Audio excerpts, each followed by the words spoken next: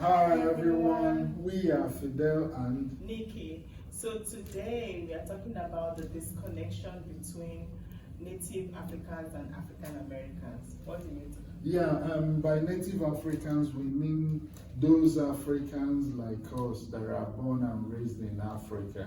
And then by African Americans we mean the black people in America that are the descendants of the victims of the transatlantic slavery.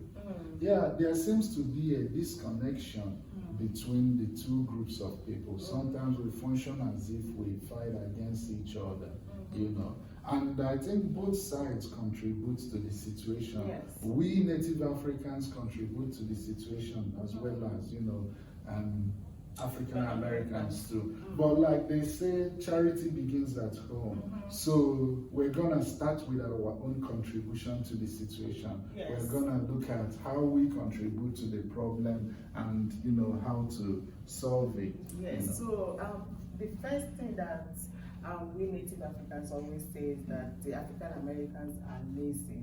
They don't like working. Yeah, you're right. That's a stereotype that whenever we are together, whenever there's a gathering of Native Africans, somebody will always say these Black Americans are lazy and stuff like that. But this is an unfair judgment because there's no way you can look at an entire group of people and say that they are lazy. Everybody is lazy. That's not possible. Among African Americans, for example, there's more than a fair share of successful people. Look at people like Tyler Perry, look at Kobe Bryant, look at Shaquille O'Neal, look at Kamala Harris, even Obama's wife, Michelle Obama. Oh my, I mean, the list goes on. And these are very hardworking, successful people. So there's no way you can say that the entire African Americans are lazy. Nobody in his right mind will look at Tyler Perry and say he's a lazy man. You gotta be kidding me. Now, and some of these ones that appear lazy, you have to look at the socioeconomic, background, the socioeconomic circumstances that they grew up in, Everybody, when you grow up in certain circumstances, tend to, appear unmotivated. Remember, even we Nigerians, Buhari once said the Nigerian youths are lazy, right? But is this a fair judgment? No, it's not. Because if you look at the present economic situation of Nigeria, the social mobility is so hard. In order to advance in the society, you gotta know somebody. Connection, like they say in Nigeria. So people that are born in poor circumstances, that don't have anybody, that don't have connections, when they look at the situation, they may get overwhelmed and they may feel that irrespective of how hard I work, I'm not gonna end up anybody. They may end up, relaxing, and they appear to be lazy, but they are not really lazy. It's just because of the situation, and that's why a lot of Nigerians, when they come in here, they succeed. So it's not really the individual, it's most of the times is the situation.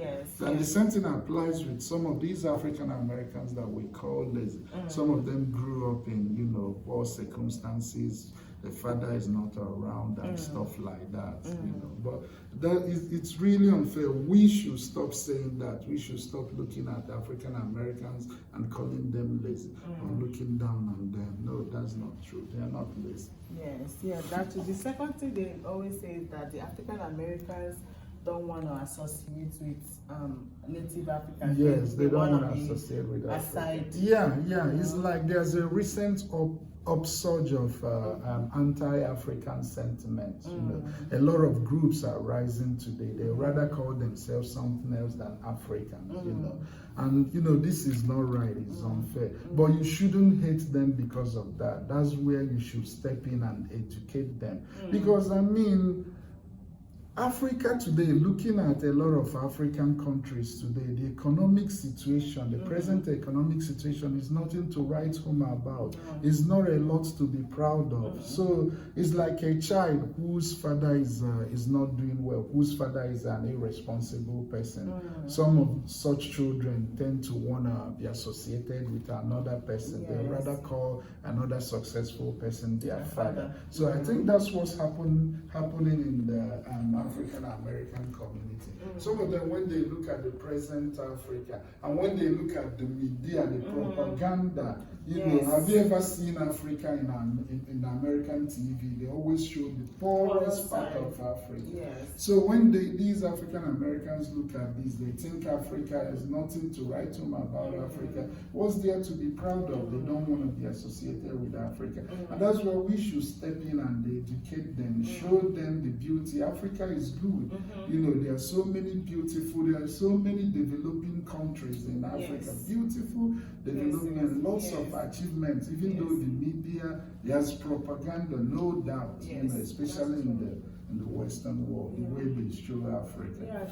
And also, you cannot, you know, judge Africa just based on the present economic situation of African countries. Look at the entire history of Africa. There's so much to be proud of as an African, you know. Civilization started in Africa. So many things. By the time when the rest of the world were still in caves, Africans were already building societies. So this is where we come in and educate those that are not proud of Africa. There are so many things to be proud of. You shouldn't deny your Africanness just because you don't think there's anything good in Africa. And also, we Native Africans, to be honest, we Native Africans in the United States, we contribute to the situations by the way we treat some African Americans. When we disassociate ourselves from them, look down on them, after all that, why would they want to be associated with Africa? Another thing is that the African American, I feel they don't want to associate with Africans because a lot of African presidents are always silent. They're silent, exactly, especially about the stuff going on in America. The case of George Floyd. I don't think any African, or even any prominent Native African issue they need to say anything about it. That's very sad. That is sad. You know, look at Trump, for example, President Trump. Remember when Christians were being killed in Nigeria and Trump visited Nigeria and Trump asked Buhari, the president of Nigeria, Trump asked him about it. What's going on with the killing of Christians here? That alone gave Christians so much hope, you know, so much happiness. People were so happy. You know, somebody in high places asking about us, you know. So that's where our leaders fail. You know, when stuff like that, like the George Floyd case, when stuff like that happened in the United States, our leaders, the president of Nigeria, they should say something. You know, so that gives, you know, the Africans and the black people, you know, a sense of, you know, we belong. We have somebody to speak for us.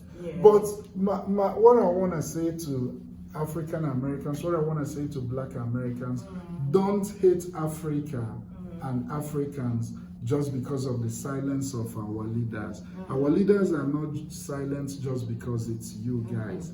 They are just, a lot of African countries, our leaders are just corrupt people that are just looking for ways to stuff their pockets and don't care what's going on. You know, even we Native Africans, when we go through stuff, even within Africa, sometimes the president doesn't even say anything. People get killed. The president won't even issue any statement or console the family. You know, here in the United States, somebody goes through stuff, the president, you know, visits them. They don't even do that for us in America. So don't think they are just silent because it's you guys. It's just the way a lot of African countries are still very corrupt and they're still struggling to come out of, you know, the oppression that, you know, we went through and colonization. Yes. So we have to come together and realize that we are one people. You know, we all started this journey in Africa as one people until the terrible event of transatlantic slavery happened to us. And this event, you know, separated us.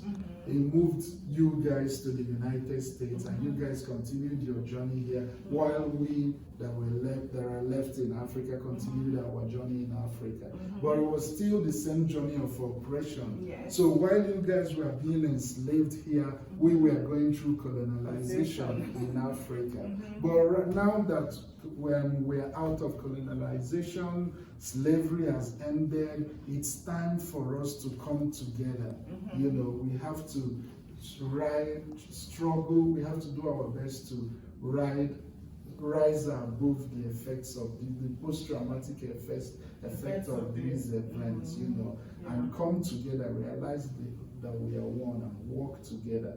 We are one people, you know, we have to work together as one black people. And then we can extend this unity to the rest of the world. Because the entire humanity, we are actually one people.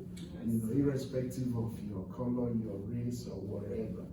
We are one people. So let us unite. Yes, that's true. So thank you so much for joining us. Thank you for watching our video. Thank you guys. Subscribe to our YouTube channel.